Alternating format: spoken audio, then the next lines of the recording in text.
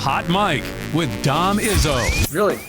Really, Dom? No. I like what Dom's doing. Okay. Dom Izzo. Jeez, come on, Dom. What do you think I am, a magician? Yeah, I'm fired up, Dom. What else could I say? Absolutely. It was great to get on the field, and then Dom came up to me, and I'm trying to walk away from me. I just wanted to enjoy myself out there. Hot Mike. Great job.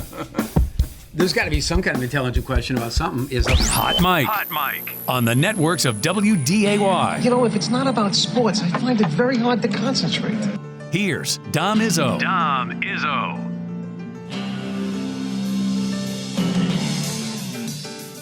Good Monday morning.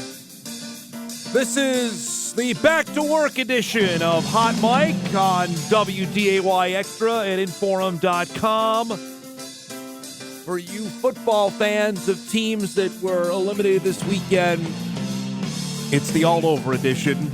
And for you lucky four that are still playing, what must that feeling be like? Some of us can only dream and wonder about that, to be on the doorstep of playing in the Super Bowl.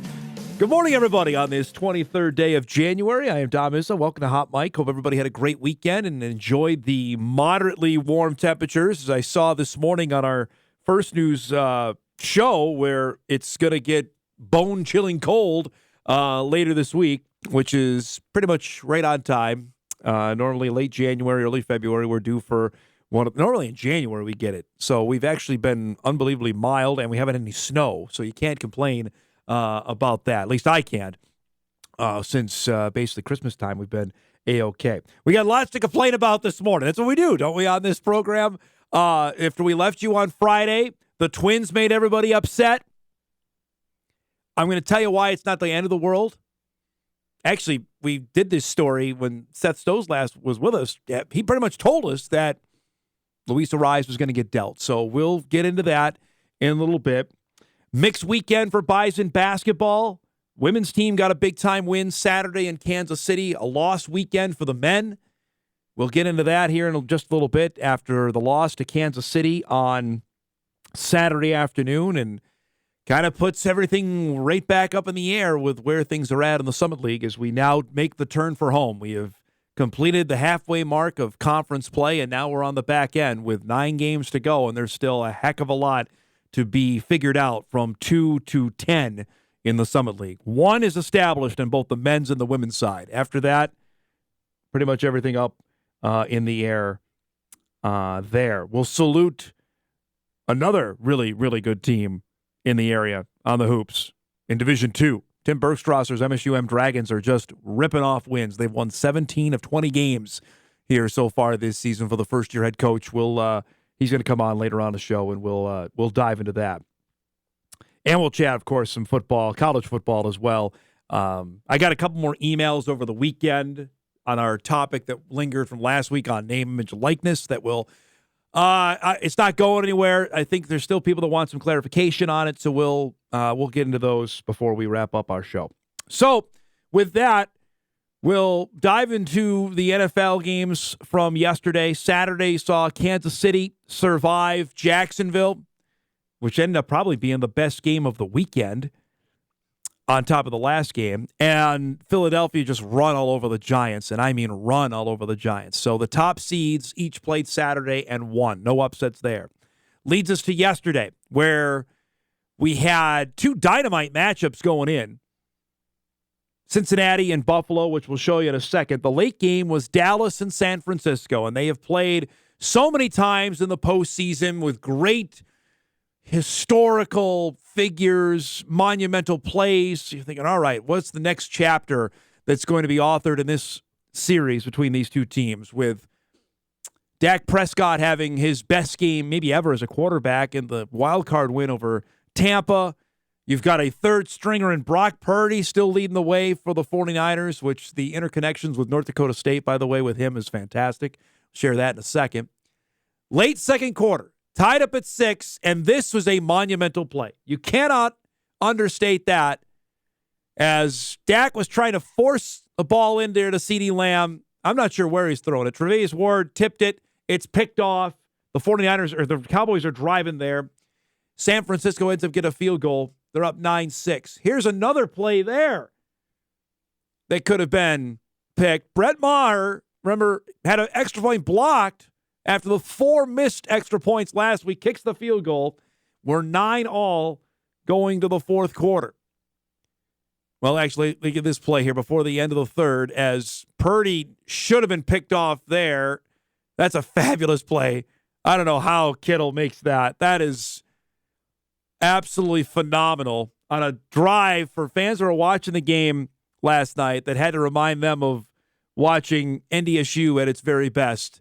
Just drain it. This is the pass I was talking about. That one should have been picked off there by Diggs. It was tipped. Boy, that's just sitting there waiting for an interception. And that's kind of the luck that he's been having so far. San Francisco gets stymied there on a big-time sack. But Dallas gets called for holding. Watch that as they wrap up Kittle. I mean, that is basically tackling George Kittle, which keeps the drive going for San Francisco. They end up capping it off in the fourth quarter on a Christian McCaffrey 10-play, 91-yard, 6-minute drive to give the 49ers a 16-9 lead. Kittle's just ridiculous. Again, people forget he played against NDSU. Tight end, he had the biggest play offensively for the Hawkeyes that day. I digress. Last play of the game. This was talked about all over because they had Zeke Elliott snapping the ball. The 49ers read it perfectly. San Francisco wins it 19-12 to beat Dallas and move on to the NFC Championship game for the third time in 4 years. Heck of a job. Kyle Shanahan knows what he's doing, folks. You can say whatever about how they play, but man, they have assembled, and John Lynch should deserve some credit as well, the general manager. You see him there of this team, that they have assembled a team that is tough to beat. And here's the up-to-date bracket of the NFC. So it'll be Philadelphia and San Francisco. That's the early game on Sunday on Fox in Philly. The top 2 seeds make it there, with San Francisco beating Seattle in the wild card round and then getting by Dallas. And Brock Purdy does it again. I mean, it's not going to wow you. He's 19-29 for 214 yards. Didn't throw a pick. Didn't throw a touchdown. Came close to throwing a pick. But you rely on a stout defense, and you make the throws when you need to. Kittle bailed him out with a fabulous play that kept that drive going. And here you are with a chance to go back to the Super Bowl for the second time in 4 years. Remember, they went and lost to Kansas City 3 years ago in the Super Bowl prior to COVID ending the world. And last year with Jimmy G on the doorstep of making it back, losing to the Rams in the NFC Championship game. And now we're going to dig this up later in the week. Brock Purdy and Jalen Hurts, who faced one another in college, with Purdy at Iowa State when Hurts transferred from Alabama to Oklahoma for that 1 year. They played a wild game. It's just fascinating how football is interconnected like that. We get this for the NFC Championship. And I will say that, and it's going to be dissected even more so if San Francisco ends up winning this game, of what the 49ers are going to do with their quarterback position. I'm sure it's been talked about around here. I've been asked it several times just to buy some basketball games with the run that the 49ers have been on. Well, what are the 49ers going to do with Trey Lance? I'm no expert on cap stuff. I'll tell you that right now. Just on what I've read up, if they were to try to attempt to trade him or trade him, it's a $10 million hit on the 49ers cap. And knowing full well what they invested in it, they gave up, 3 number ones to move up to get Trey Lance. He's only played 5 games, 6 games in his NFL career so far in 2 years. I don't know what you do. It's a heck of a dilemma. If they end up making the Super Bowl with a third stringer and if they win it, man, that is going to be unbelievable. Garoppolo's done. He's not that ship, I think, is sailed. Although here's the crazy part, because I read this over the weekend. If they make the Super Bowl, Jimmy G might be healthy enough to play. I don't know if you upset the apple cart there that's got you there. Purdy's been all right. It's a heck of a thing to watch. Do I think it's a slam dunk that Trey Lance is on the 49ers roster in 2023? No, but we'll ask some people smarter than us about that. If the 49ers end up winning this game, we've got 2 weeks to dissect that leading up to the Super Bowl. But they are a win away. I'll have a heck of a game with the Eagles. Thank the heavens that's the early game, because I was there when it was the late game when they beat the Vikings 5 years ago, and that was... Scary's not the right word. It was intense. That's probably the better word. Maybe it was scary for some Viking fans. It was intense, and we were out there in the parking lot early. And parking lot opened up, and it was like they were out there at 8 o'clock in the morning. And that was a solid 9-10 hours before the game started because it was 6:30 local start. So thankfully, it's a 3 o'clock Eastern time start on Sunday for the NFC Championship in Philly. Meanwhile, for the AFC title, those that doubted the Cincinnati Bengals, and I was not one of them. I picked Cincinnati when we did picks with my dad on Friday. I'm not sure why you did that. Cincinnati has established themselves over the last 2 years not to be trifled with. Yes, they lost a couple games early on in the season. Yes, they were down 3 offensive linemen, but they got that guy. And that guy's going to win you football games because he makes plays like this. Grant, I don't know what the Bills' defense is doing there to start off the game with Burrow floating one to Jamar Chase for a touchdown. And just like that, Cincinnati is up 7-rip. They go right down the field the next time. Another beauty. Hayden Hurst is wide open. It's 14-0 Cincinnati for the Bills fans are even really into this game. The Bills made it 14-7. We pick it up at 17-10 now in the third. Joe Mixon gets them down inside the 5. They cap it off with a Mixon 1-yard touchdown run. It's 24-10. I mean, it's a boat race. They add a field goal, make it 27-10. I'm not sure. They need 3 scores. Allen forces it down the field. He gets picked off there. And the Cincinnati Bengals upset the Cinderella story that is the Buffalo Bills. Damar Hamlin was in the house yesterday. The place going crazy. Snow all over, and Burrow and the Bengals do not care. They are moving on to the AFC Championship for a second straight year, beating Buffalo. They routed them 27-10, and they get Kansas City for the second straight year. And I'll tell you right now, give me Cincinnati. Give me all the points you want. I don't know what's up with Mahomes. I would tell you he's going to play. I don't care if it's a high ankle sprain. It's going to take probably amputation for Patrick Mahomes not to play in the AFC title game in Kansas City. Burrow's reaction after in the CBS interview to hope you all get those refunds for the NFL put out a press release on Friday.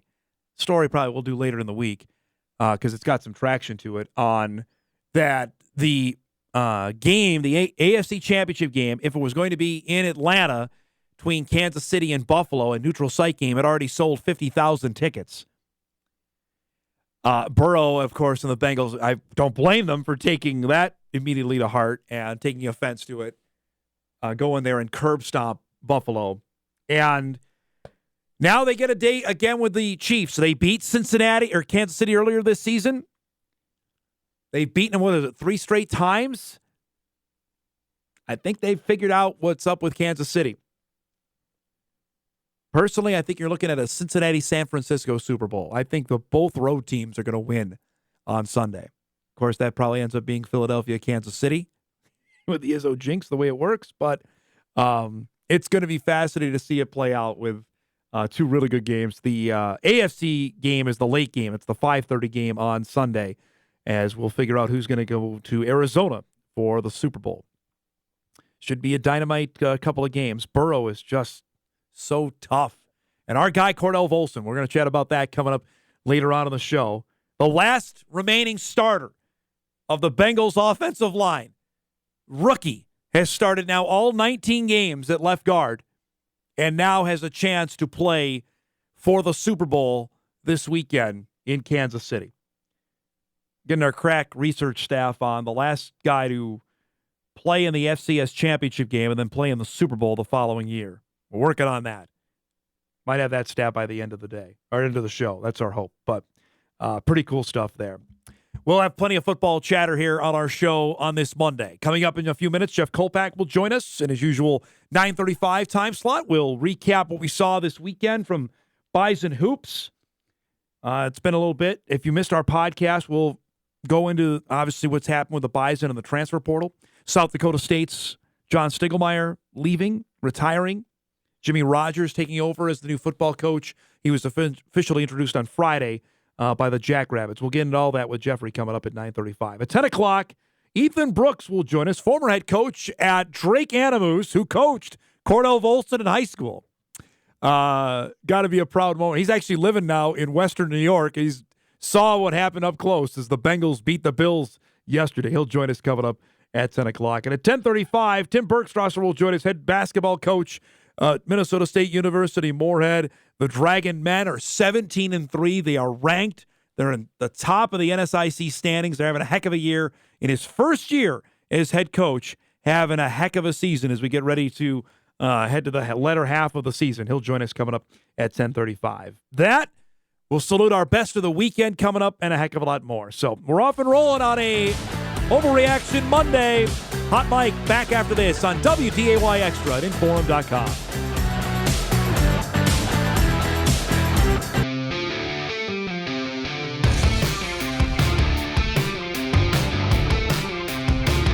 Welcome back, everybody. Monday morning edition, Hot Mike, WDAY Extra, Inforum.com.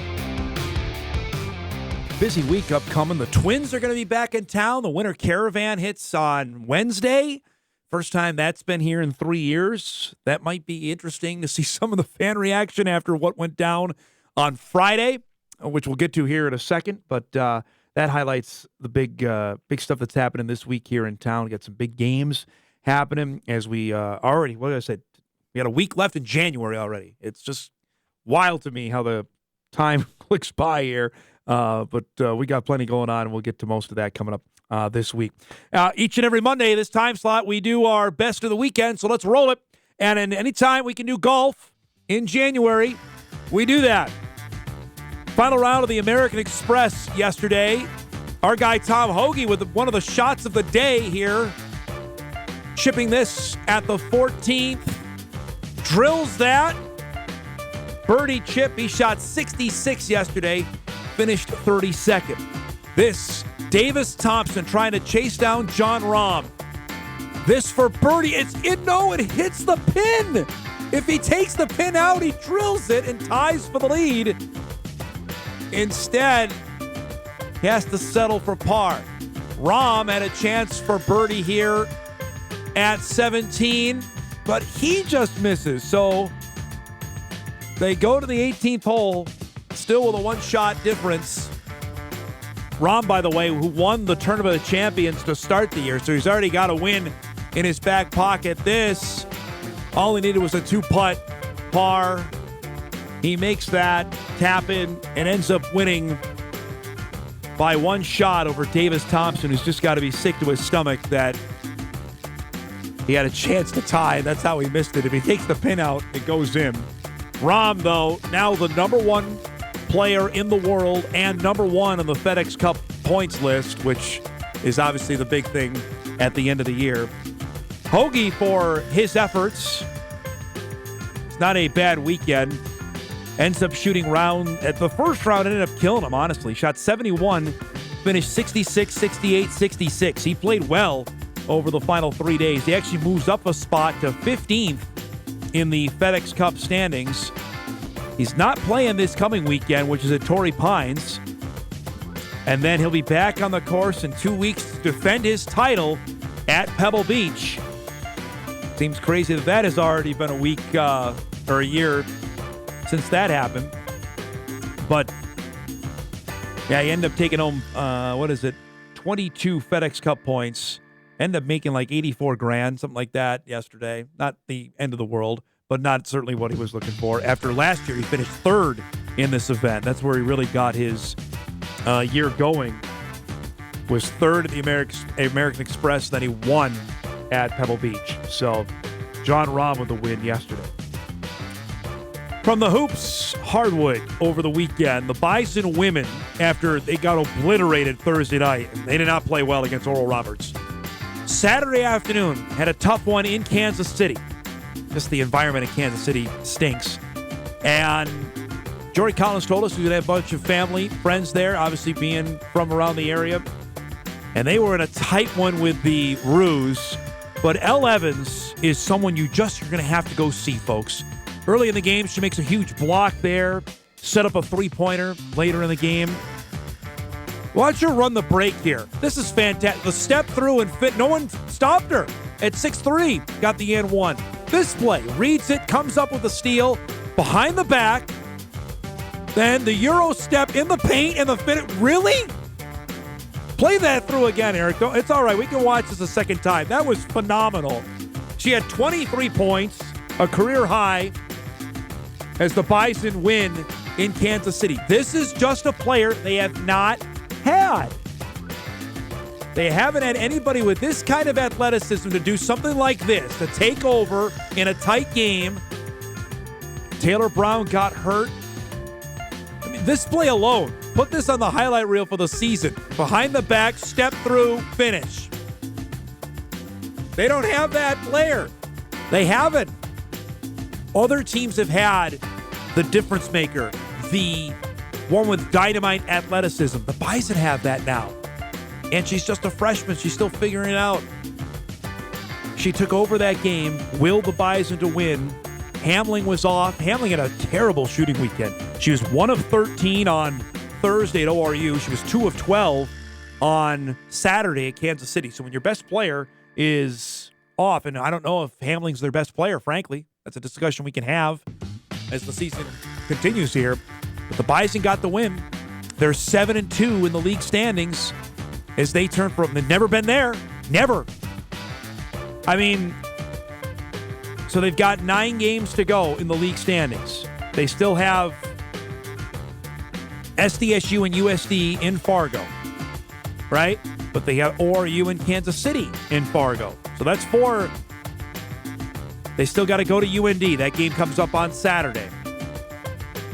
They got to go to Western Illinois. They got to go to St. Thomas. Those are games you got to get.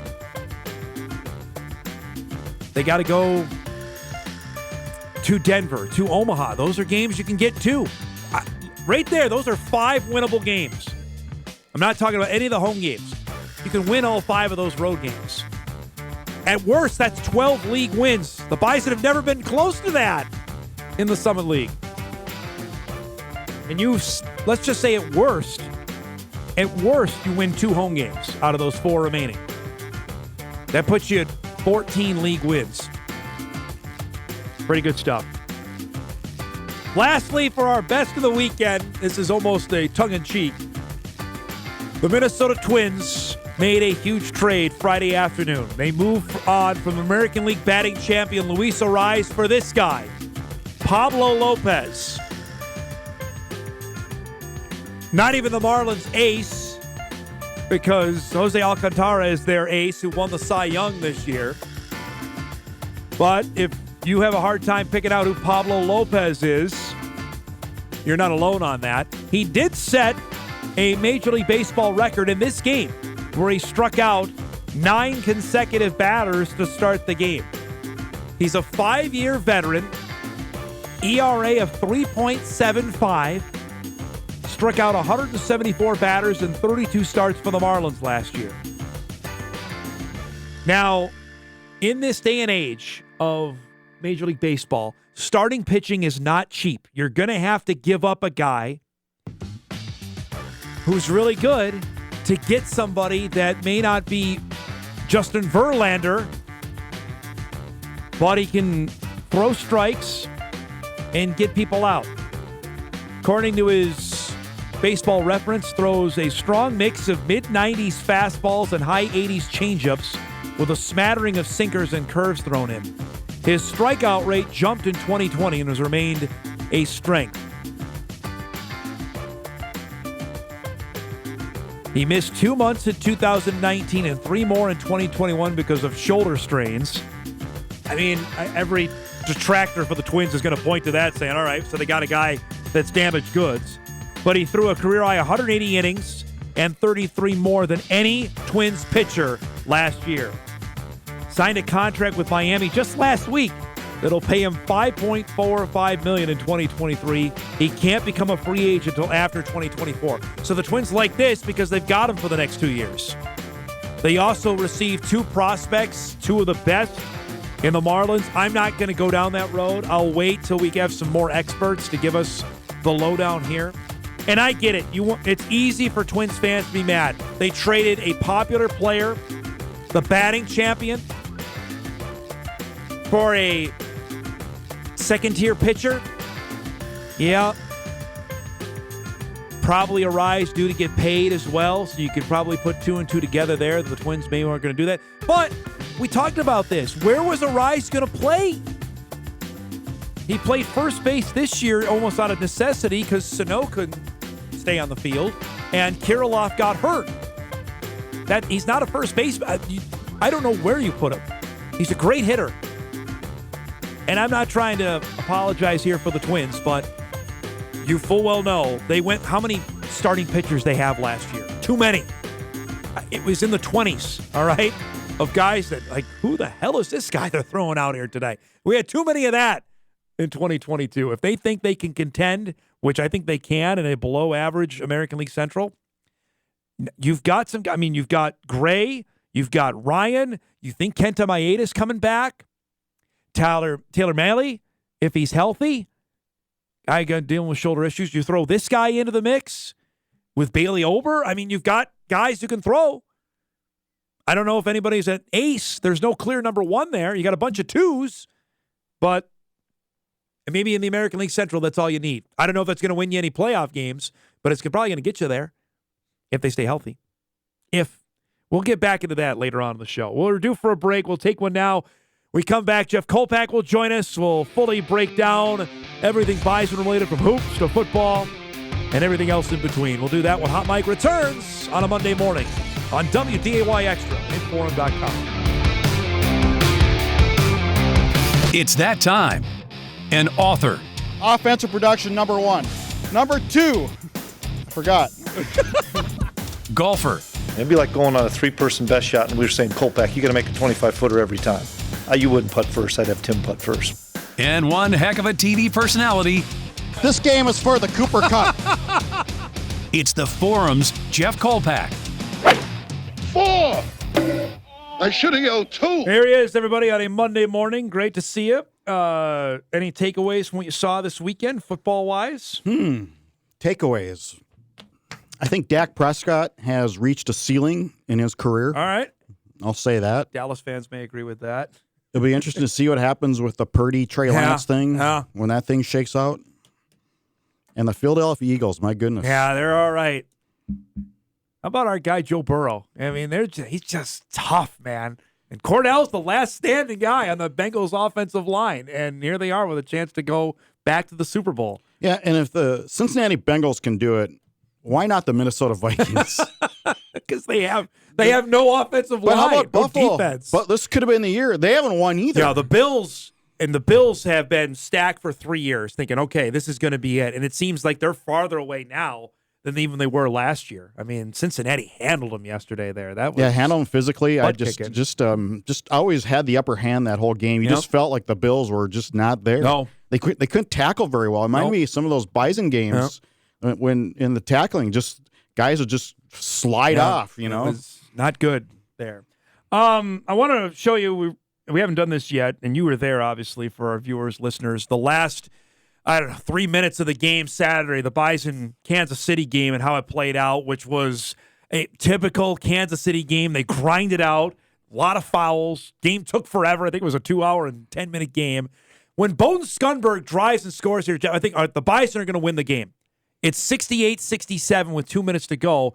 But unlike Skunberg, he missed the free throw here. That is so he shoots 90% at the line, and Kansas City had a chance. And after that, they brick one, and this was, I thought, huge because they got the offensive rebound, and Edie Rauer, one of the two twins, he drills a three here. I thought that was monstrous in this game. It was a 67-all game, and then those are the winning plays that I referenced in my story, and I think Dave Richmond referenced after the game. That those little small winning plays, and that wasn't a huge one right there when you cannot get the defensive rebound and you give up a three. Yeah, right. That's just, exactly. And what was it? I can't remember. Maybe a minute left. Yeah, or it was something. a minute and a half left. Shamari Allen scored to make it 73-68. Then Nelson scores there, so it's 73-71. Allen here at the line bricks this one. So the Bison get the rebound, and they go, instead of shooting the three to tie, which Greg Steeman thought this was a great play, Damari Wheeler-Thomas drives and scores and make it a one-point game. So then they commit the foul and put Allen back at the line, and it's a 1-and-1 here, and he bricked it. He was short, so they got their chance. What did you make of here of what the shot attempt and what they drew up? Well, you got to go to Grant Nelson. Yep. I think that's understandable. And I haven't seen the replay of this, so I'm looking at it as we speak. I don't think it's a foul. I think it's good defense here. I don't think there's any. No, not yep. You'll get a better replay angle down low here. Eric did a good job shooting this. I don't think there's a foul here. I think that's good straight up defense. That's what we thought on the broadcast. I don't think so. No, and he had a 6'5" guard on him too. Right. So that's what Freshman, you do. too. Yeah, you go after him. And I just thought that's the shot you want. Yeah. And you're not going to get that call with there's 1 second left. When it's that close, you're not going to get. It better be egregious. Yeah. Yes. That's a good win for Kansas City. And first time they've ever won back-to-back years in Fargo. Bison lose both games over the weekend, so now they're 5-4. And I think there's questions again with this team. They were 5-2, humming along, and now 5-4, and don't know really where to think where they're at. 5-2, and seemingly on the upswing, and all those questions of youth all being put behind them, or so we thought. Yeah. And it just kind of seemed like the same old with some of the play this weekend. Here's the up-to-date league standings now. And Oral Roberts is a clear number one, Jeff. The Jacks, by the way, are getting healthy, and here they are at 6-2, one of their 2 league losses to the Bison. NDSU plays UND on Friday in Fargo. That'll be a fun game. It'll be on WDAY. And then after that, I don't know what to make. Western plays UND tonight. That's a makeup game. Then you've got South Dakota. Kansas City's tough. St. Thomas is hanging around. I mean, the fight from 2 to 7 is going to be really interesting Well, here. if NDSU can hold serve, that would be big to be in the 2 or 3 spot Absolutely. opposite of ORU. Oral Roberts is by far the hands-down favorite to win the tournament. Yeah. That being said, there's a little certain pressure that comes with that. No doubt. And if you can reach them in a title game, you never know how All it things takes is tighten one, up. right? You I never- mean, I wouldn't look past the Jackrabbits either. South Dakota State is. I think they're going to get easily back. I don't know about Apple. Apple may not play again the rest of the season. He's a huge. I mean, he was 6th man of the year. He's really, really good player. They're not as good as last year, but you get them in that environment. You know how tough they are in the Premier Center. I mean, and the Bison still have to go to Brookings and have to go to Vermilion yet on the back end of the schedule. Yeah, and so there's a lot to be fought for, but NDSU's got more things to worry about than the standings. I agree. I mean, I agree. there's other things, and Dave, something about the details of his system. It's just not sitting right with him. I can't tell, but he can, obviously, and he's been to 3 NCAA tournaments. Yeah, I thought it was interesting. He said in the post game, like, we'll see who shows up Monday. I thought, meaning today. About was that an after effort thing? I mean, that to me is calling out your team's effort a little bit. I didn't say that in the story because I wasn't sure, but it sort of was going that way anyway. It's odd. That game was there right for Oral Roberts was way better. That game played out how it did on Thursday, but that game was there for the taking. Oral Roberts, those they guys did not play well. They look like they're 25 years old, average team. I mean, they've been around. Asmus has been there forever. And this is what you get with the COVID years. Yep. You get these teams that just look like there's NBA teams that are younger than these guys. On the women's side, the women's standings, the big win for NDSU on Saturday, going to Kansas City. Al Evans was great. So now they sit in second alone. The Jack, again, first place on each side is clear. Oral Roberts on the men, the Jack women. The Bison, Jeff, have never had that many wins this early on in conference play. They have UND Saturday on the road, and then it's USD and SDSU here next weekend. And I'll be really I hope people come out. I really do, because I think it'd be interesting to see how they play against those two teams. I think that they're finally getting the talent enough to win 7 games at this stage of the season and look no farther than Al Evans. We've said several times that This is a recruit that they've gotten that they've never had in the Division I transition, at least in the early years of Amy's teams that were some standout players left over from Division II transition. And they've never had a player like this that is so good. Gosh, he's 6'3". Right. Look, just runs the floor. I mean, you'll see 2 plays after. Watch this here. NDSU hasn't had a player like this, I think, in the Division I era. I don't think so. No. Do you? No. I don't think so. Not that multi-talented. Again, right here. Like, this is, we featured this earlier. Behind the back, Did you see and that? then the Euro step through here. I mean, that they just don't have, they've never had that. Well, before that, just the stutter and hesitation and then bolt by. Yep. Tim Miles always once said in when he's evaluating talent, he'd go watch games and he'd go, can this guy get by? Can he get around people? Can he get around people? That was kind of one of the benchmarks that he looked for. And she's 6'3", and that step at half court there, she got around people like nothing. Yeah, right there. There, yep. And the step through here, I thought that was my favorite part of that play. Eric, if you can bring up the women's standings real quick. This is interesting to me, Jeff. 4 of the bottom 5 teams, 4 of those 5, NDSU will play on the road. But they can win at Omaha. They can win at Denver. They can win at Macomb and St. Thomas. I mean, we're talking at minimum here. If they win those 4, you're up to 11 wins again, which they've never sniffed that in something play. No, 11 wins. And then you got to hope you hold on to your players in the offseason. Yeah. I don't think they're going to win the Summit. I think South Dakota State, and we all do. Can they get to Tuesday? Can they get to the championship game? Absolutely. Of course. I mean, that would be a huge thing in its own right. I mean. And then you got a chance. You never know. Right. Team shoots 30%. You don't know. Knowing full well that would be a decided road game if they're playing South Dakota State in the Summit League champ. But the fact that they could be in that conversation tells you alone the kind of talent that Jory Collins has assembled for this year's team. Through the portal, he did that. Because I dovetail off of this because I want to transition to football for our next segment. Because you and I have both we answered a bunch of this on our podcast last week about the amount of players leaving. Well, Dave and Jory went through that. They each lost 8 players. And look where they're at right now. So it's not coaching. You know what I mean? Like, this is where we're at in Division I sports right now with the overhaul of rosters. You know what I mean? That's where we're at. Well, total overhaul in some cases. It's just, and again, once the COVID years go by, I think that'll calm down just because, Kobe Johnson would not be a portal guy in because his career would be done.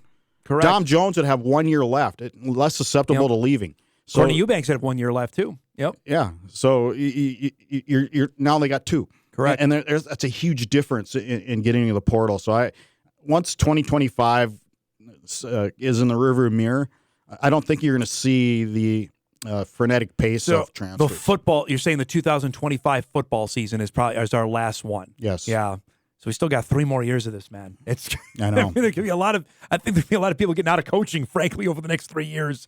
I don't know if they can handle that. Well, you have a good sophomore. He's got 3 years left. Right.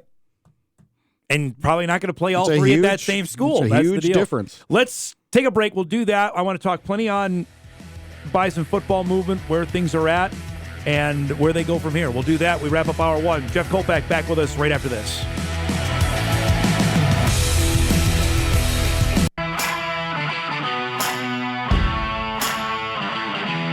All right, wrapping up hour 1 on our Overreaction Monday. You shared this tweet, but I just want to bring it up again. Thursday night, we're at the Bison basketball game getting ready for Oral Roberts. You got a text from one John Stiglmeyer saying, "I just retired." That's fantastic. Just out of the blue? Well, sort of, yes. Okay. But I can't remember. I think it was last year I saw him somewhere. And I said, as I've covered you longer than anybody in the league. Yeah, that's true. I've covered you since 1995. And so I think whenever it's time that you're thinking about stepping aside and going into retirement, I think I should be first to know. And like 2 years later, just right out of the blue, he held his word. Thursday night as we were getting to the shack. Just simply. And it's like, I just retired. Yeah, right. That was fantastic. What do we make of Stig's announcement there? Because that was the hot rumor when we were in Frisco that there was that potential if SDSU won. I feel like it was in the process for a while, and I don't know if he was pressured or not. Maybe not. We don't know. But and we asked him after the game. I think Mike asked him. He said, "Well, it's up to my wife." Well, maybe it's up to the president too. I don't know. I mean, or the AD. So I feel like they really like Jimmy Rogers, and they wanted to hold on to him. I think, and so there was probably some discussions about this. Jimmy Rogers, a former Jackrabbit. There's by the way the tweet that Kolpack put out. That's fantastic. That's so good. You don't see that in the Big Ten, by the way. No. I'll just throw that out there.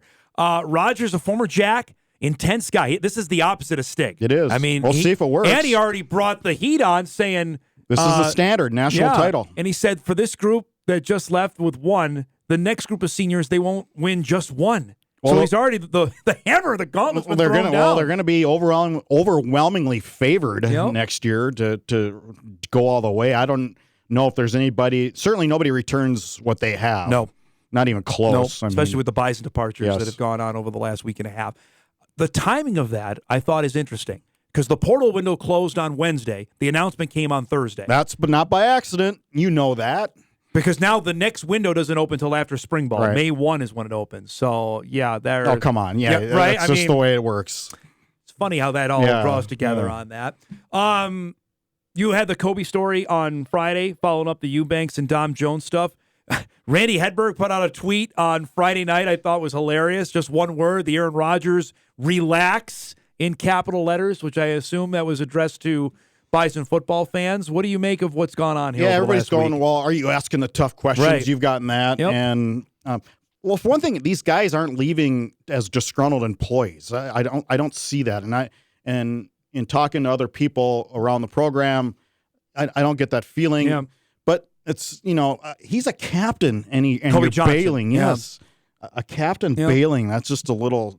Like, thanks a lot, Well, and that was the thing. When we had heard that he was coming back, I was surprised by that in the first place. I'm like, when we found out, I think around Thanksgiving, prior to Thanksgiving, that he was going to come back for another year. I'm like, oh, that's interesting. He's been here. Mm-hmm. He's had his 4 years, but he thinks he wants a Power 5 opportunity. I don't know if that's going to come. I don't know.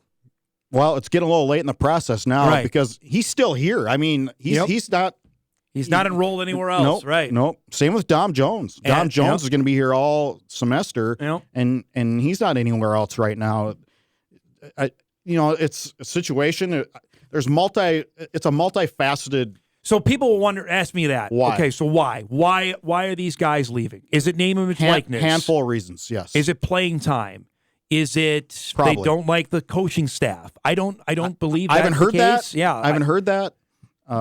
I think playing time is one, but that's the intriguing thing on Eubanks and Jones. Eubanks has started every game over the last 2 years. Jones was set to start in 2023. Oh, wasn't the word on him? He thought he was better than Tutsi and Weber? That's what I had heard. Yes, that there was...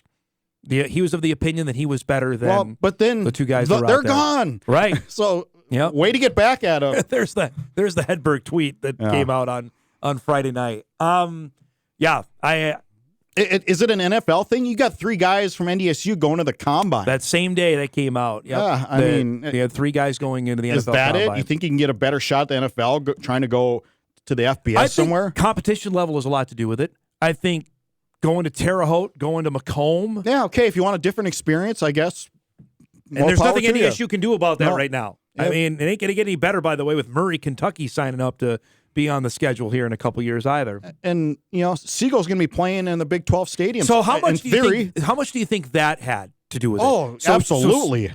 So yes. Let's just look at the cornerback room or the safety defensive back room where Eubanks and Jones see that Marquis Siegel, they say, a guy who wasn't playing as much I'm as better Eubanks, than this guy. Right. If he gets K-State, what can I get? I'm better than him. I'm playing a lot more. Oh, there's no question or at that least played a role in. Or somebody telling that Jazeer player. Cox getting second team All Big 12. All Big 12, yeah. There's got to be They see that. Yeah. They see that and they go, I can do that. I'm better than that guy. I think also what you said about the portal and the extra year of eligibility has a lot to do with this because that's another of the multifaceted reasons. If you're Dom Jones and you don't have the extra year, you have 1 year left. You're not going anywhere for one season. It's not how it works. Outside of Jalen Hurts is a great example. He left after his years at Alabama to go to Oklahoma for the Hurts. 1 year. Right. But you know what I mean? Like this doesn't happen under normal circumstances, unless you're a grad transfer like Kobe is. Kobe's a grad transfer, so he can go whenever he wants. Like, people are wondering, well, wait a minute, I thought the portal closed on Wednesday. You're a grad transfer, you can go whenever. That's what Kobe Johnson's under that window. So it's a different time. But Dom frame Jones there. is not. Right. Jones and Eubanks are not. That's why they had to go when they did. I like, there's no silver bullet. I was hammering this all at the end of last week on it. I don't know. Do you want the guys around if they don't want to be here? I think the answer there is no, because you had that question, well, if a guy goes in, what's to say he can't come back? Well, for some schools, they do welcome you back. NDSU is not one of them, at least as far as I know. wouldn't. Yeah, if you're waffling on whether to stay or should I stay or should I go, to quote the old Clash song, that if you're waffling on that, you're the master of the waffle picks. If you're waffling, they're not staying around. You're out.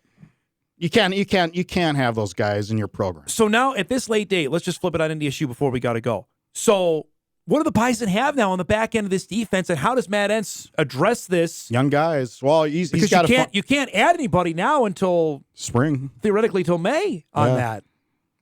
I imagine he's got to add a guy or two.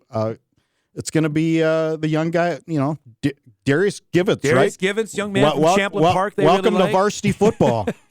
Ryan Jones has been in the program. Welcome to varsity years. football. I mean, the back end of the Bison defense has been gutted here. Jaden Price is the only guy back, a 6-year guy. And I'd say, honestly, Kolpack, he was probably the 4th cornerback. Yeah, it seemed like it. You probably Eubanks, Siegel, Talbert, Price is probably how you'd order that. And he's the only one that has any playing time experience. They have one corner coming in from Toledo. Bowling Green. Marcus Shepard from Bowling Green is already transferred in. So that's what they have right now. And he's played, and he's probably got a great chance to get on the field. Going to be a big deal in spring football for these young defense think about guys. the storylines that there now. And the running back spot, how big a deal is it that Tamarick Williams decided to come back now with Kobe? And I know they can find running backs, they have, but they don't have any real experience. I mean, TK's played a bit now, obviously with the injuries that happened late in this past season. But after Tamarick Williams, it's TK Marshall, Barika Penu. Brown. They like Owen Johnson, the young kid from Mankato that played a little bit, walk on.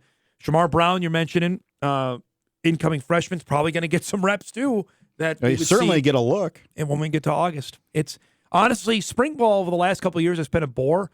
It ain't going to be boring this year. No. I'm going to tell you that right now. Wish we could go to practice. I have to sneak out as much as we can a little bit there. Great stuff as always, man. Have a great week. Have a good week. Jeff Kolpack joining us each and every Monday here to start off our show. We'll take a break. We come back, start hour 2 of the show, of course, and the big Bengal win. And the local connection with Cordell Volson now a win away from playing in the Super Bowl. We'll do that when hour 2 of Hot Mike begins right after this.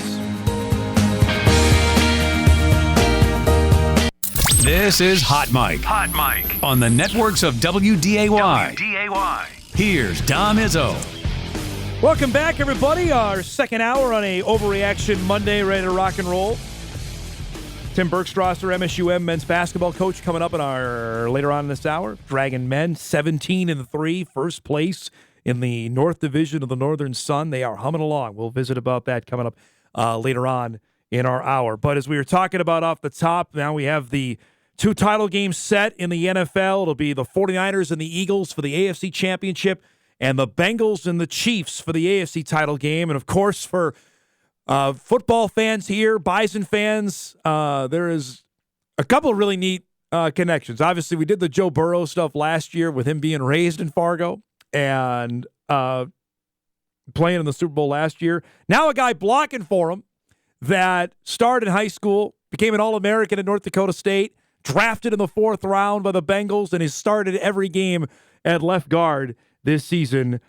His high school coach is good enough to give us a few minutes. Actually, in New York, is Ethan Brooks is good enough to join us, former head coach at Drake Animus, now working in southwestern New York.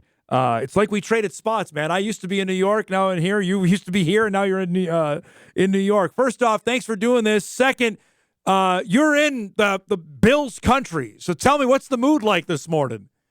Well, I wore my represented the Bengals this morning. I did get my car keyed and everything else in the hate mail, so it was pretty good. Tell me about seeing Yeah, a young guy that you used to coach out there now starting, blocking for Joe Burrow, and now a win away from playing in the Super Bowl. It was awesome watching him. I mean, like he stated before, like Buffalo is his, optimal operating temperature. He said it multiple times, and that was, perfect for him yesterday with the snow and everything. I mean, it was awesome watching him dominate that line. I mean, as a Bills fan, it was hard to take it, but I mean, I enjoyed watching him dominate. I mean, it allowed Joe Burrow plenty of time to find his targets and make good throws, and it was perfect. It was an amazing game to watch him play out yesterday. Ethan, I remember visiting with you when Cordell committed to NDSU, just the raw talent that he was. Take me back, best you can remember, about the first time you saw him. Obviously, you saw his older brother and what he was able to do. About what really stood out when you saw Cordell first time on a high school football field. He looked smaller, like a tight end, but then just going there, having the right coaching staff, the right support staff, and just watching him grow into a giant offensive lineman and dominating. It's just unreal to see the change. Was there a moment, a game, a practice that stands out that you remember saying, I've got something here that I'm not it's just a freak athlete. Was there anything that stands out about that? When we would do like a center pull, and I'd watch him pull and then run down the field as fast as my running backs, and then just leveling kids along the ways. I was like, this is new. This is good. How different was it at 9-man as well? Because I remember visiting with him about that adjustment. Going to go from 9-man to Division I college football. Was there any, not an apprehension, but just the change of that, of going from 9-man football to 11-man? I think it would be just with him, just learning that there's another position out there, the tackles out there to help give you support. And, the games may change a little bit, but, football is football, I say. There's a great stat I know that got brought up, and you might had a chuckle during the draft or the draft process, that he blocked 14 punts in high school. Take us through. Where was he lined up, and how was he able to do just because he's that big? He was on the line and just go. That's all it was, kicking field goals and everything. I'd make him do everything. When you saw and I watched him play basketball as well, and he was an outstanding basketball player. I remember he wanted to play the Lions All-Star basketball game because that was his last time he knew he was going to play hoops, because obviously he was on to football after that. Just when the colleges started to get wind, take us back through that process and how crazy things got. It was pretty crazy. It was you would see schools. I remember University of Wyoming would show up, UND, Bubba would show up, and he'd come and talk and sit in my office, and he'd flat out ask, like, do we got a shot? And I'm like, I don't think so. When you saw how his career developed at NDSU, tell me about that, seeing him. Basically, he played every position except center, and he wanted really to play center. How much of a utility guy, much like he was in high school, he became that in college.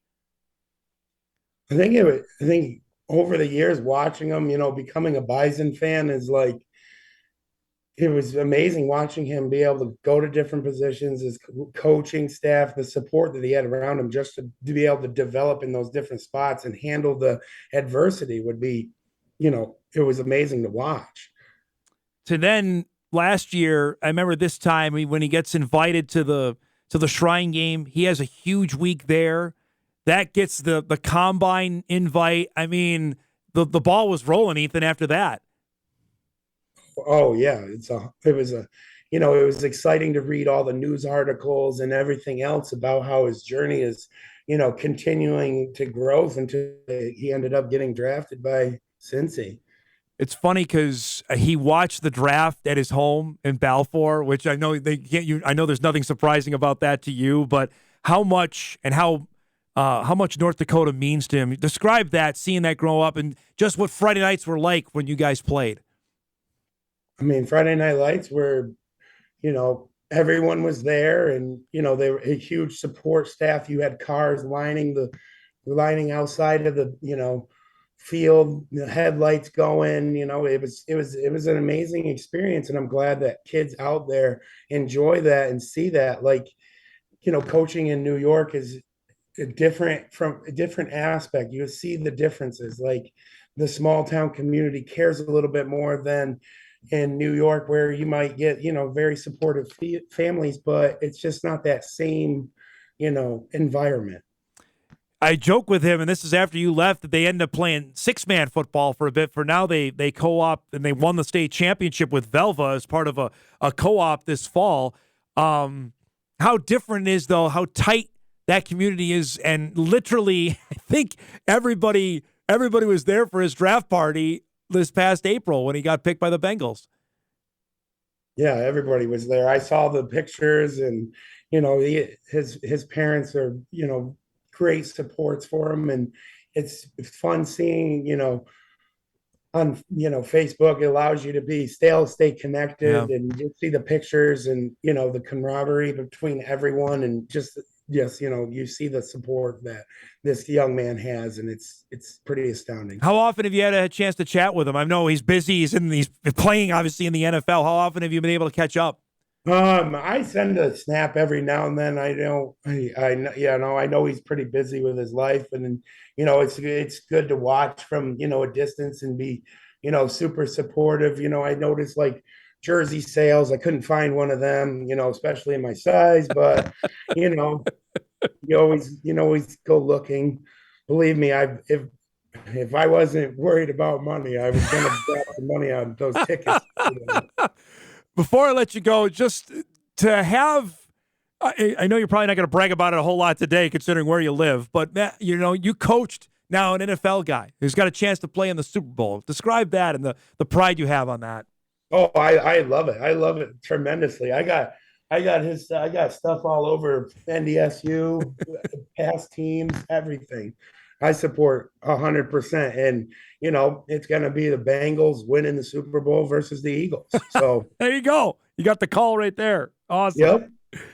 Ethan, I really don't go to Vegas and take my over under, but I really appreciate the time, Ethan. It's great to catch up. Thanks for this, and enjoy the next couple weeks, okay? Yes, you too, sir. Have a good one. Good to see you, bud. Ethan Brooks, former head coach at Drake Animus, joining us. Coach Cordell Volson here in high school, and seeing the big man now this close to the Super Bowl is quite the deal. And it's funny that how this is played out. I don't know if funny is the right word. Interesting is how it's played out, with the Bengals' offensive line as decimated as it has been. And they faced an unbelievable defense last Sunday in Baltimore, and they made their way through that. Defense kind of won in the game. Did win the game with that 98-yard fumble return. And then yesterday, Burrow was clean most of the game. They dominated the Bills up front to the point where, as you saw in the highlights when we started our show, he had time and then some to make the throws he needed to Chase, to Hurst, to T. Higgins. He was a clean game yesterday for a makeshift line, and he's the lone guy where there were plenty of questions coming in that the Bengals used a 4th-round pick on a guy out of North Dakota State, and now he's been, I don't know if Joe Burrow's rock, but he has been the guy up there this entire season to block for him. That's a cool story, and they got a heck of a chance here going up against a Kansas City team that is injured, clearly, with their quarterback banged up. It will be interesting. He'll go up against a fellow Missouri Valley guy in Colin Saunders from Western Illinois, who had a big play late in that game against Jacksonville. He's a dude. Western Illinois doesn't have a whole lot to brag about football-wise. They can brag to the stars about him. He played, it was 2018 was his senior year at Western. The Bison went there. And hardcore Bison fans will remember this. He dominated up front against Cordell, and his older brother, Tanner. That was Tanner's senior year with the Bison. He sacked Easton Stick, I think, twice in that game, a game the Bison pulled away and won pretty comfortably. He was a force up front. The Chiefs ended up drafting him. I have to look here quick, maybe on our commercial break where he ended up getting picked, but he was a dude up front for Western, and Volson will be trying to block him coming up in this game on Sunday. We're due for a break. When we come back, we will pick apart the Twins trade, sending Luis Arraez to Miami, what potentially the Twins lineup is going to look like for 2023. We'll do that on a Overreaction Monday. Rolls on after this.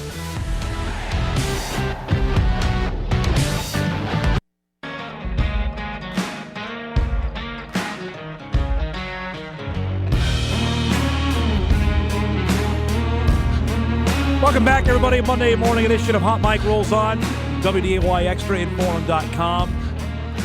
Colin Saunders, by the way, was a third-round pick in the 2019 draft, the 84th overall selection by the Chiefs. So he was a dude at Western Illinois, and he'll be up front, part of that Kansas City defensive line that the Bengals will have to stop coming up on Sunday for the AFC Championship, the late game that's going on Sunday.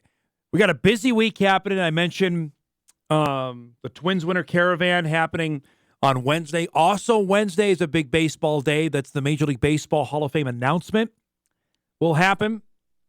You can see MLB Network has got their stuff set up outside of Cooperstown, which is just a great place. I encourage every sports fan to try and get to Cooperstown, New York. It's like you're going back in time to get there. And especially this time of year. It's even harder to get to considering where it's at in upstate New York. But that's going on. We'll find out who's getting, if anybody gets inducted on Wednesday into the Baseball Hall of Fame. I know we were chatting about that with my dad on Friday's show before we wrapped up. Speaking of baseball, we talked about it earlier in our salutes of best of the weekend. The Twins made one of their expected moves on Friday, trading Luis Arraez, the American League batting champion, to the Miami Marlins for Pablo Lopez and a pair of prospects. And there was plenty of hemming and hawing here about what the Twins were going to do. And they become just the second team ever to trade the batting champ after he won it. And they were the first team to do it when they traded Rod Carew to the Angels in 1979 after he won the batting championship in 1978. Sandy Alcantara is, of course, I mentioned, the Cy Young winner this past year. I mean, the Marlins are continually in just trying to figure it out, you know? Meanwhile, for the Twins, I mean, I understand even today there's going to be a vicious reaction to this deal. He's a highly popular player who just won the batting championship, who's likely going to earn a hefty pay raise and all those things. If you're a Twins fan saying, well, that would make it easy why they would trade him. Poll ads are cheap. They're not going to pay a guy that they don't really have a position for that is consistently getting on base. I don't know how many times we talked about that with Dick Bramer last year. I remember there was one clip in, I think it was Toronto we showed, that he just consistently fought off pitches. He got 4 hits that day. He had a great year, and he's been a thorn in pitchers' sides over the last couple seasons. But if you are the Minnesota Twins, and I'm not here to protect them or anything, you know full well you're not going anywhere unless you have some consistent starting pitching. It failed them last year. Now you think, and we talked about this off the top, they have Sonny Gray, you've got Joe Ryan, you've got Tyler Mahle, Bailey Ober. If you want to throw Josh Winder in the mix, you can. You've got Kenta Maeda, and now you add Pablo Lopez in there. I don't know if they're going to go a 6-man rotation. Don't forget, they just signed Chris Paddock to a 3-year extension. Paddock, of course, who had Tommy John surgery, what was that, in May? I don't know if he's pitching this year. That's normally a 12 to 15th month injury. Maybe. So basically, Paddock, what a job that is in baseball. You get paid, you're going to do nothing in 2023. But that's what they've decided to go with. I don't know if we have the graphic. I forgot to ask Kyle to make it or load it up. I may not have it till tomorrow. There we go. This is now what we'll look like for the potential for the Twins in 2023. The fact you have Nick Gordon out there in left field, I'm not thrilled on that. I mean, is he an everyday player? I don't know. I guess that's my question. You don't even know if the center fielder is an everyday player because he can't stay healthy in Buxton. And then Joey Gallo's out there, and that's another shake. That outfield alone is troublesome to me. I'm not sure how many outs you're tracking down there. Buxton's got to make up a lot of ground. Gallo in right because I think everyone anticipates that Max Kepler is going to be dealt, who's been the starting right fielder for the last handful of years. You move Jose Miranda to third. I thought Miranda was really good last year. Miranda had a good season. Correa's your shortstop. Polanco at second, and you got to hope that Alex Kirilloff's wrist is healthy, that he's your first baseman. They signed Christian Vasquez from Boston/Houston to be the everyday catcher. Kyle and I purposely put pitcher blank because we have no idea who would be the opening day guy. I'd probably be Sonny Gray. If you're asking me right now on January 23rd, who would be the guy out there? But how many games is this team winning when you look at it right now? 77, 78? I can't go higher than that probably. Last year they won 78. Have they got markedly better there? I don't know. To me, I would say probably not. And you traded away one of your best hitters. So how would you grade the Twins offseason so far? You got new uniforms. That was mixed. It's probably a C.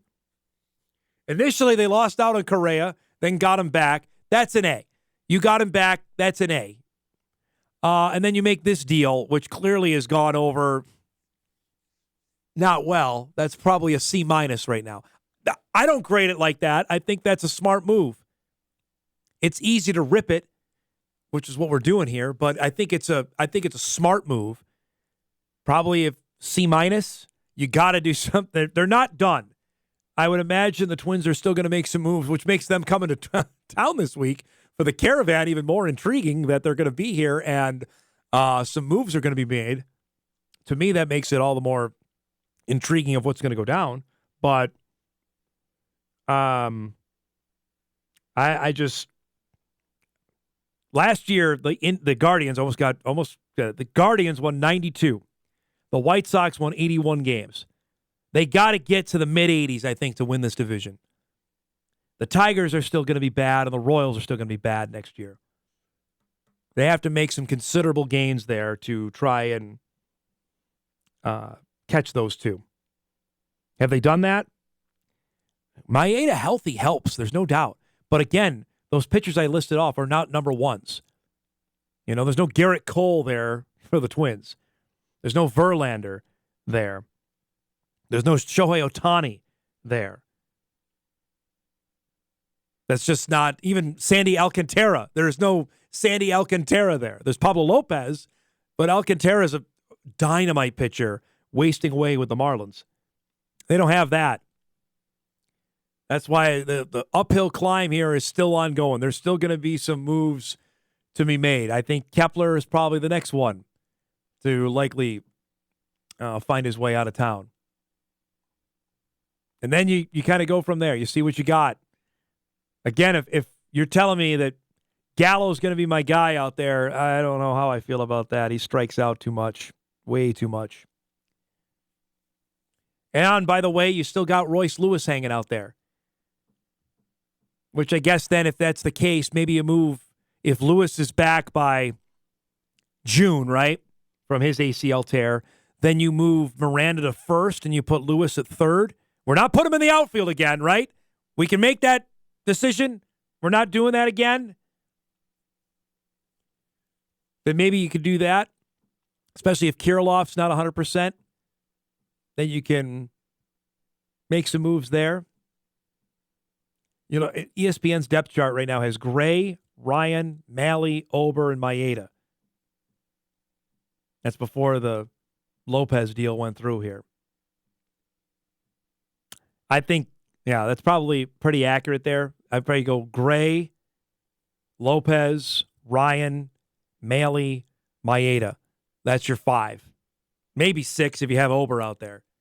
I know they trotted out a 6-man rotation at the start of last year. That got whittled down because everybody got hurt. But there's some more moves coming, and we'll dive into that. Again, the Winter Caravan going to be here on Wednesday. So we'll have plenty of baseball talk here at the end of January, which is nothing wrong with that. We'll take a break. We come back. We'll chat some hoops. It's not just the Bison playing some good hoops in town here this year. The MSUM Dragons are on fire. Forgive the pun. In first place in the Northern Sun and looking for more. First-year head coach Tim Bergstraser will join us when Hot Mike returns on WDAY Extra, Inforum.com.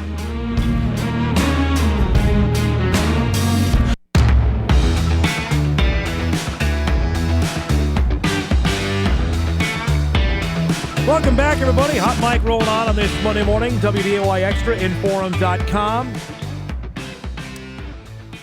We didn't miss this over the weekend when we did our best of the weekend because I wanted to save it for later in the show because it's not just on the Division I side of things. We got some great hoops happening this winter. On the Division II side, once again, the reigning Northern Sun tournament champion MSU Moorhead Dragon men are rolling. They swept this weekend with wins over Concordia St. Paul and MSU Mankato at Nemzik to get to 17-3. For first-year head coach Tim Bergstraser, who's good enough to join us here. Last time he was on the show, he just got the job. He's about to become a dad. If I would have told you you'd be 17-3 here at the end of January, would you have believed any part of that? A little bit. Yeah, there's a little piece of me that wouldn't have been surprised. But again, just coming into the year, you just never know what to expect with a tough schedule, tough league. And we believe we have a lot of talented players that are, veterans as well. But again, you never know coming into a season. Okay, what's been harder, becoming a dad or first-year Division II basketball coach? How's that? What's harder? Oh my goodness! I hope my wife don't watch. We'll say becoming a dad, but no, it's you could push. You could say both. It's all right. You can push. I was about to say both jobs are new experiences for me. And everybody asks, as a head coach, was I prepared for it? And you want to say yes, but there's just things you're not aware of that are going to be thrown at you. And that's the same thing as being a dad. Yeah, I'm one of the most delirious, naive guys when it comes to parenting. So, but for both cases as well, it's been a heck of a ride, and I'm very fortunate and blessed for it. I always ask this because my wife and I were super fortunate that our son slept. Is your daughter sleeping? Are you getting any sleep during the night? She is now. Yeah, there you go. Like 3 months ago, not a chance. I mean, she was waking up very. And again, God bless my wife. She does a lot of it, and I'm trying to be there to help her whenever I need. But sleep's been good enough. All right. Well, there you go. Tell me about just this past weekend, and then we'll dive into the nitty gritty of your team. To get 2 wins like this, this is the dog days of the Northern Sun season. I used to joke with Walthall about when you got to this time, you're like, all right, we're just in the grind to get us to the conference tournament. To get 2 wins like this, Tim, how big were that? It was huge. And, like you did say, at this point of the year, everybody's fighting for something, whatever it might be. And, the games get a lot more competitive and chippy and physical. Yeah. And that's fun, though. That's what we tell guys that want to be a part of our league. If you're about that life, it's something you want to do. To do what we did versus Concordia St. Paul, that was great. And anytime you play at home, we want to do well for our fans. Matt Fletcher with Concordia St. Paul, he's been in every single game, this year. So, you get a knot in your stomach going into it, and they compete, they play hard, they try to play the right way. So our guys approaching the game the right way, that was great for us as a coaching staff. And then to bounce back, 24 hours later, basically to play a very good Mankato team. And, they scored the ball extremely well. And, they scored it well against Northern the night before. And, again, I'm just giving our guys a lot of credit for just continuing to show up and adjust and just having poise for whatever anybody might throw at us. The cupboard was not bare, as you well know, of what you took over. Benega, McGee, Gavin Baumgartner is terrific. To have just those 3 guys to start with, how huge is that to have those core guys back, that they've gone through it, they know you, that's helped with this transition? Yeah, it's been incredible. And I know a lot of guys getting their first-year head coaching job, they're not blessed with players like this. No. And, so I'm soaking that in, and I'm really appreciating that. And it's just nice to have guys that you can trust, first and foremost. And secondly, it's a handful of guys that they've been there and done that. So, like, if prime example was this weekend against Mankato, they had us on the fence a little bit early. We were down by 8 or something like that in the first half, but those three guys that you mentioned, among many others, I mean, they just handled it with poise and they just kept going right back at them. So, a lot of younger teams, less experienced teams, they might have went the opposite direction. Describe what Jacob means to this team, and just that family name is familiar, obviously, with MSUM, and how he's taken over this year, and even in a bigger role, even. Yeah, like I tell anybody that asks about him, a lot of people do, is just, he's an absolute warrior. He's one of those guys that you want to go to war with. When it comes to competition, he's going to do what's best for his team, and he's playing with a ton of confidence right now. And our guys trust him to, take a lot of tough shots. And he's one of those guys, if he misses 6 shots in a row, he's going to hit, shoot 5 more after that, thinking they're going in. So he's just built like that. That Benninga family, they know how to win. They love to compete. They work hard. And that's kind of how I'm wired as well. So for me as a coach, it's just something I'm really fortunate for, because it doesn't come around a lot. Have you noticed, Tim, that you've gotten everybody's best shot after winning the conference tournament championship? Has that been a thing this year? Yeah, I would think that. And again, just our league's so dang tough. But, when you do get, when you're recognized and you're winning, and yeah, everybody's going to try to bring their best and come at you, and no disrespect to anybody, but if someone, they might not play as well every time, but against you, they might have a phenomenal game. Yeah. So, and our guys have shown a lot of maturity coming into all these games and understanding people are to come at us and they're going to give everything they have, just like always is. But, we're just focusing on us for the most part. And if we got to make adjustments like any game, we're going to do so. But again, we have a lot of poise through all these games at us. We just need to make sure that continues, because again, these games are going to get even more chippy. You've had almost the same starting 5 the entire season. How nice is that to know you can pencil, this is what we're going to go with, and you can basically pencil it in and know we're good to go. Yeah, well, it's funny because actually my very first game coaching, it wasn't our starting 5 because Gabe Myron rolled his ankle in warm-up, so that was great for my first head coaching experience. But even then, again, it's just having that consistency. I think that helps our guys out a lot. This team understands what their roles are. Going back to last year a little bit, that was an issue, I think. We had 12 guys, 13 guys, and I didn't even have an answer for Walthall either. Like, I didn't know what to tell them. And so I think that's helped our guys out have a lot more clarity and a lot more freedom mentally just to play. So that's definitely helped us. And I like our rotation. And, we do have a handful of other guys that could be ready, but you know how it is at this point of the year. There's going to be a lot of close games. You're going to put guys out that you trust. Okay, you got to tell me, has he texted you? Has he emailed you with Walthall? Have you heard? Has he given you tips? Like, have you heard from him? Well, he actually gave me a call last week. We'll text every once in a while. He'll just give, hey, good job this weekend. And this last week, he's like, hey, here's your first mid-season call. We got to connect on a few things. And, he obviously has some good insight, but really he's just seeing how things are going for me. Cause winning or losing, your mind's going to be spinning. But really, he's saying he's proud of what we're doing. And I know he takes a lot of pride in just the program having success.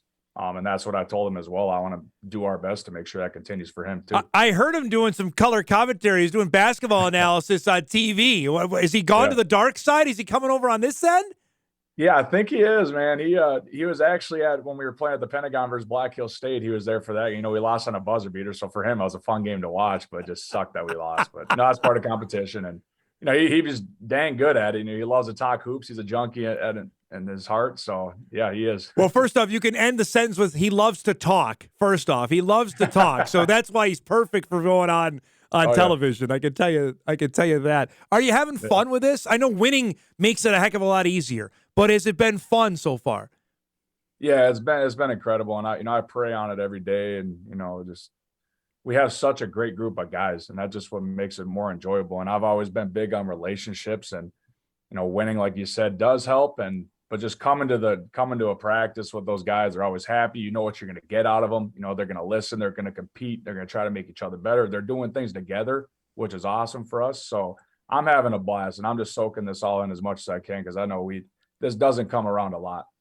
You are, especially for me as a first-year head coach. Yeah, right, exactly. So you are a great Northern Sun mind since you played in this league. So this road trip you have coming up, is this the worst one? Or is there one worse than this one? That you're going, you got Upper Iowa, and I know they're leaving the league. You got Upper Iowa and Winona. Is this the worst one? Yeah, just for the travel, yeah, you could say it's the worst, but it's always a grind. And for me, even being as a player, like the Southwest and the Sioux Falls trip and this trip this weekend. Okay. It's just absolute grinder games, just tough environments, great coaches, great teams. So, we're going to have to be ready. And again, thankfully, we have a bunch of veterans that understand that. But I mean, even we still going to have a talk as a team, knowing they got to know what they're getting into, because I mean, it's a long trip. What time are you pulling into Winona on Saturday? Well, we'll leave Upper Iowa. Thankfully, we have the early game this weekend. So we'll shoot. It's like an hour and a half, hour 45 drive from Upper Iowa. So maybe before 10, actually. I mean, that'd be great, but you just never know. But, hopefully there's no bad weather. I haven't even taken a look yet, but it's kind of nice getting in a little before 10 rather than like midnight, 1 o'clock and having to get up and play. But again, that's our league. That's why you got to be tough. It's the grind of Division II hoops, right, in this league. It is. I know you're obviously focused on this weekend. For the guys as well, knowing, hey, what you got coming next weekend? Duluth coming here. It's going to be a fight for first. Then, obviously, your alma mater in St. Cloud. How do you tell the guys we got to worry about these two, especially on the road, if we even start thinking about what's coming up next time we're home? Yeah, and I'm not kidding. Like every other day, every day, like I'm telling these guys, like one day at a time. I'm gonna sound like a broken record. It's a cliche statement, but we talk about it a lot. Like we got 8 games left now. Like, how are we gonna handle it? We need a practice at a time. We need a weight session at a time. And again, like I've said many times, we have a lot of mature guys that aren't looking ahead, and they understand we can't have a bad practice. So again, you know how it is. I mean, 8 games, a lot of bad things can happen. So for anybody. So, I mean, we're just trying to continue to focus on us and just try to get better as much as we can and trying to stay healthy and just rest at the same time. All right. I know you got to go, but I have one random question. The first time, how old were you in the first time you dunked the ball? How old were you? Oh, gosh. I think I would have been like a junior in high school. I was pretty chubby growing up, man. So, and then God blessed me with like 5 inches in the summer. And then some springs came along with that, and I put a lot of time in the weight room, don't get me wrong. But, yeah, it took a while to get me to even touch the rim. Okay, so when that happened, what was that? How cool? Where were you, and was that how many witnesses did you have? We were at Becker Fieldhouse. Okay. Becker, Minnesota Fieldhouse. It was like the third court. I'll never forget it. And, like, I was surprised there. I had a couple of my high school buddies. So my dad and my mom, I can't remember if they were there, but I was so shocked that I actually got it for once. That's fantastic. Thanks so much for the time, man. Congrats, first off, on the great start. More importantly, on you and your wife becoming parents, and I'm hoping you guys get some sleep as time goes by. Thanks for the time, bud. We'll do this again soon, okay? Look forward to it, man. Appreciate it. Good to see you. Tim Bergstraser joining us, MSUM men's basketball coach. Dragons on the road this weekend with trip to Fayette, Iowa. Final one there. As we know, Upper Iowa's leaving the Northern Sun, and then it's on to Winona State. Biggie a week from Friday when Duluth comes here. Former Dragon assistant Justin Wick leads the Bulldogs. That'll be a heck of a game coming up. Dragons are really good, folks. 17-3. So Walthall built that, and Timmy's accentuating onto it. It's been a heck of a ride so far for the Dragons. Email comes in before we take our final break. Dom, a better trade for the Twins would have been to unload Buxton. What good does he do for the Twins, always coalescing on the bench? As for the Winter Caravan, all it is a bunch of second or third-rate players. The better players never show up. Normally, I mean, the fact that actually they do this, I don't know of any other teams that actually have it. Eric can answer me on the Brewers. I don't even know if they do that. I know the Mets don't do this. I mean, this is such a unique thing that happens here. Yeah. So, like, I don't even know of any teams that still do this. So the fact that you can get any kind of major leaguer to take time away from their offseason to actually make a trip, that's saying something. I know some have a hard time wrapping their mind around that. I was all for trading Buxton last year before they gave him the monster contract. They decided they think they can win with him rather than try and see him succeed elsewhere. If you want to talk about unpopular trades, if they would have done that and see Buxton rise to, I know he was an all-star this year with the Twins, rise to all-star MVP level with someone else, you think the Ortiz trade is unpopular. This one would have been 10 times that. 10 times that, no doubt. We'll take our final break. We'll come back. We'll get you ready for a busy Sports Monday and wrap up the show. Get you ready for what we got coming up this week. We'll do that when Hot Mike returns right after this on WDAY Extra, Inforum.com.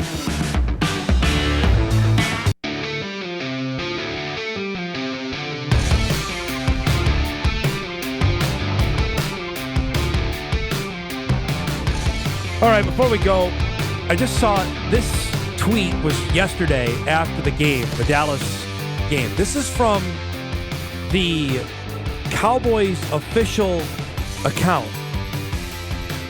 This is on the link to the game. It says, Dak Prescott gave away the ball twice in the narrow loss to the 49ers in a matchup the Cowboys had a chance to win if they didn't again generate self-inflicted wounds. That's from the official account. Dak Prescott gave away the ball twice in the narrow loss to the 49ers in a matchup the Cowboys had a chance to win if they didn't again generate self-inflicted wounds. That is unbelievable. Not so much that it's out there because, I mean, he did turn the ball over twice, but it wasn't all on him. I mean, did he cause them to lose the game? Not entirely. He gave the ball away. That part is right. But, I mean, that is brutal. And again, for a franchise that loves the attention and they're getting exactly what they want, because I'm talking about it in Fargo, North Dakota, that is, wow, that is tough. Do you see any other team accounts? Like if the Bengals were to lose, Joe Burrow gave away the ball twice in self-inflicted wounds, and the Bengals lost to the Chiefs. I don't think you're seeing that next Sunday night. That to me, wow, that is rough. Again, that's why they're Dallas. That's I can't figure that one out to me, but that's why they're the Cowboys, and they got everybody talking about them. Oh, a couple other things here before we go as we get ready for a busy week. A couple of big matchups we'll be previewing down the road this week. Warroad and Moorhead set to meet in hockey coming up on Saturday at the Sports Center over in Moorhead. That'll be a good one. A couple other teams to keep an eye on. Central Cass boys are having a great start to the season. We featured Sargent County, I should say, last week. Central Cass off to a good start. So Region 1 going to be absolutely loaded there in boys hoops, and something we'll keep an eye on as the coming weeks come around. I mean, here we are. It's January 23rd. So we have roughly 5 weeks left in the high school regular season. Say that again, 5 weeks left. We have 3 weeks left in the wrestling season before we get to state. So it is come that time, and we'll be all over it. I had an email also come in. Dom, any update on the Bison hiring a defensive coordinator? So far, all quiet there. I know when I last checked in, I know that Matt Entz had several names he was going to look into, whether that was internal or external. I think it was both were being considered, but nothing yet. I know that's a high priority to get that taken care of, and then obviously address the needs that are going to be there in the transfer portal. And for those that don't know, for the new windows that set up, we talked about it a ton in right before Thanksgiving. That window closed in early January. It was extended out for teams in the national championship. And now the next one opens May 1st. For all fall sports, it goes May 1st through May 15th. So there very well could be some more departures after spring ball. Normally there is. Once guys get to see where they're actually at on the depth chart, that allows for that to happen. So as we know, NDSU has added, I believe, 5 guys through the portal so far. Hunter Zenzen being one, Marcus Shepard, another that they added. They picked up Marcus Gully, the linebacker from West Fargo, MSU Moorhead kid, that will join. Isaac Zadiska, you met a couple weeks ago, offensive lineman transfer from Missouri, has come in. So they've added a bit. They're going to have to add, I think, a couple more. Maybe a running back. Certainly in the defensive back room, they're going to have to address that. Maybe another offensive lineman. Maybe a defensive lineman. I know Zenzen's going to play defensive line for NDSU because he played linebacker at Iowa State. I think they're looking at a defensive line for the Bison. So something to keep an eye on there, and appreciate the emails that came in today. Let's get you ready for what to watch before we get out of here on this Monday. The red-hot Minnesota Timberwolves back on the court tonight, 7 o'clock, as they'll take on the Houston Rockets on the road there. Wolves got a nice win Saturday night over Toronto. That was a fun game. We'll see how they play, or that was Thursday. Got another win Saturday. We'll see how they play coming up tonight on the road against a bad Rockets team. Kansas and Baylor, good Big 12 matchup tonight, 8 o'clock. on ESPN for that one between those two teams, as they'll have a big showdown.